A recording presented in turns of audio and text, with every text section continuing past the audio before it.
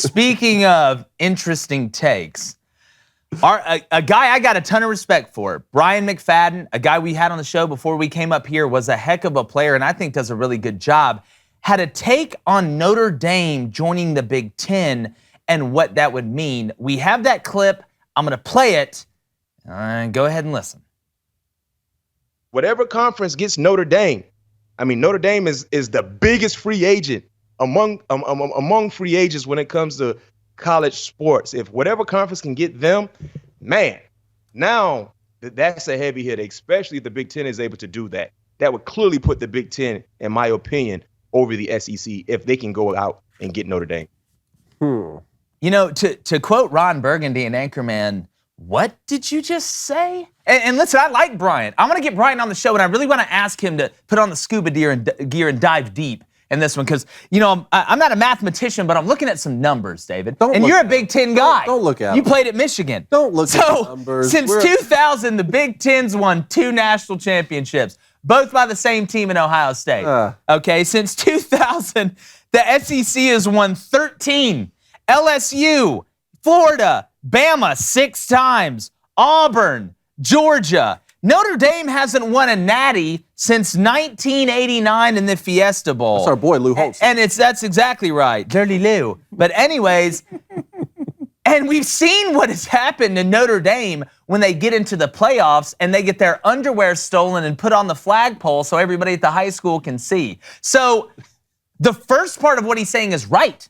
Notre Dame is the biggest free agent out there. I will agree with you on that till the cows come home. But to say if Notre Dame went to the SEC or Big Ten, they'd be better than the SEC. Clearly it makes no sense. But here's what I keep saying, Cone, and I'm going to say it again.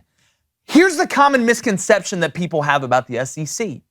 They look at Alabama, and then they look at Georgia, obviously, coming up, and they're like, all right, well, it's all about them being top heavy. That is not what the SEC is. That's not what it is. It's like being in the best division from a depth standpoint in the UFC. It's not just about having to beat the Alabamas and now the Georgias. That's a one-off. We saw A&M pull one out of their rear last year against them at home. That would be a lot easier if it was a one-off. But it's not a one-off.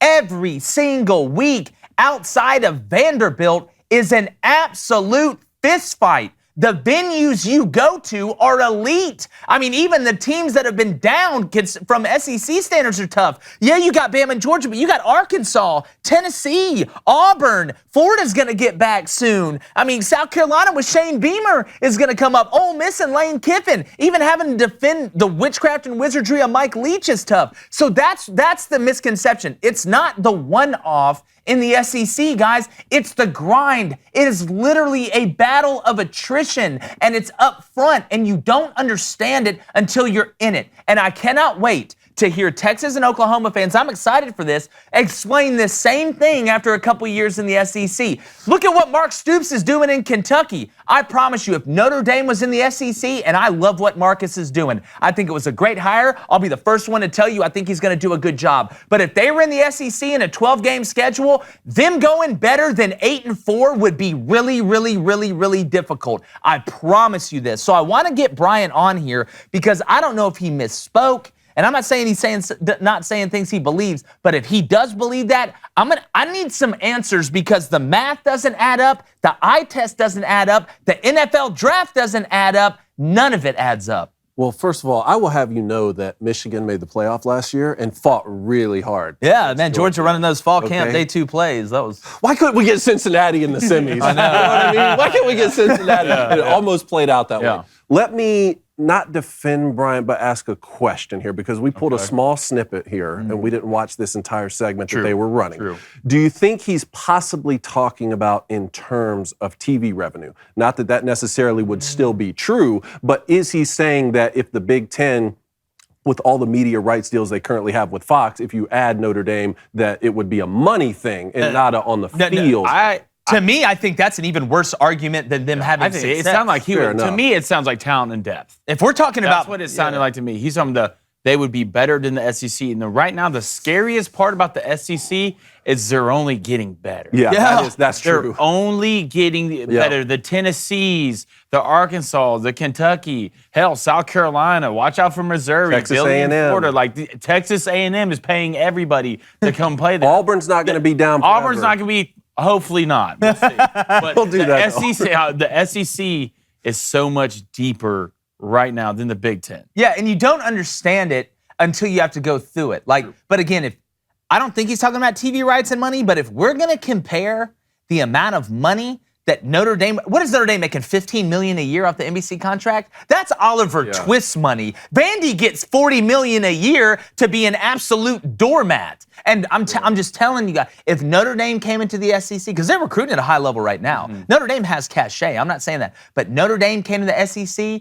I would love the storyline. I said it. Please come on to the SEC, because I want people to start seeing. Because you're not going to see it until these new teams come in. And once they do, you're going to understand it. And I'm just going to be sitting back here, and I'm not going to be the guy that says I told you so, but I will also probably be the man that said I told you so. I think it'll be better for Notre Dame too to come to the SEC, because I mean, you're going to see in and out what it really looks like week in and week out, and that's what it's going to do. What it's going to get you better. Every time the Notre Dame go to the playoff, they get what? Surprised about how something that big, up front, and that fast, and that strong is a real thing. And they don't see that. I mean, I know you get a lot of money from not being in a conference, but if it's going to mega conferences, which will be 2, you're going to have to make a choice. For sure. Sooner or Let's later. hope not 2. Oh, I mean, I at hope that it's the point, 4 it's a with whole the 6. different Or the situation. 4. At that point, it's NFL, AFL sort of territory. But if I'm Notre Dame, if I'm Jack Swarbrick and these guys, I would much rather go to the Big Ten or the ACC, because the path to the college football playoff is easier. It is. Let's be realistic. I mean, especially if Notre Dame were to go to the Big Ten and they were to keep divisions and they were to put them in the West. I mean, that'd be a great situation for Notre Dame. But going to the ACC, to me, and because geography doesn't matter. Stop talking about geography. USC and UCLA just went to the Big Ten. Auburn's in the West. Missouri's in the East. Geography does not matter. So to me, the ACC would be the perfect fit for Notre Dame. Be the perfect fit. I don't know, man. It's always been the Big Ten to me. The fact that Notre Dame and Michigan don't play every year anymore like they used to is already a travesty to me. You talking about geography brings up a point I was having with a cousin of mine this weekend who played college basketball, because we were talking about which sports will be the most affected. And he says, man, when you think about the college basketball schedule and how they do have to play more games, especially during the week, and it's not just a Saturday situation, he's like, man, just think about USC and UCLA having to figure out a way to play Rutgers and Maryland and Michigan and Ohio throughout the year. A lot of online learning. Thank goodness we're used to it. Yeah, I don't know. That's a mess. It is. It's the Marty Huggins situation. Get a broom and clean it up. If you like that content, go ahead and subscribe, because we're going to be balling every day on Crain and Company. Hit that like button while you're at it, and go ahead and smash it like Derrick Henry on an ISO run.